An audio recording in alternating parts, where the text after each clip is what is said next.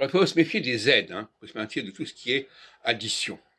Et une aide qui est particulièrement remarquable dans le livre de la Genèse, c'est quand Dieu décide d'ajouter à l'homme une femme, Ézer.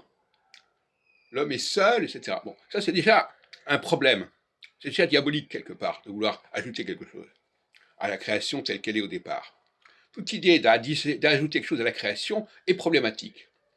Et on voit bien que dans le jardin d'Éden, cette aide à Adam, elle se solde par une expulsion du jardin d'Éden. Excusez-moi, c'est pas très heureux, quelles que soient les raisons.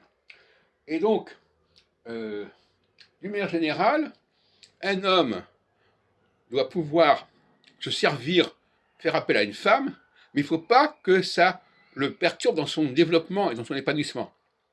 Hein. Souvent, les femmes servent de bâton de vieillesse aux hommes, on voit ça dans la rue, etc.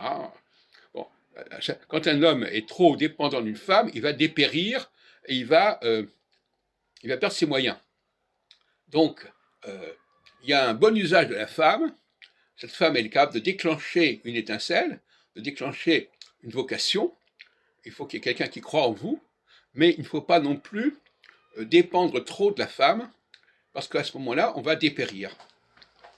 Et on va, à un moment donné, on va cesser de se développer. Alors que l'homme a vocation à se développer toute sa vie et à progresser toute sa vie. L'âge n'est pas un obstacle pour l'homme, c'est au contraire un approfondissement, et alors que pour la femme, l'âge est un problème.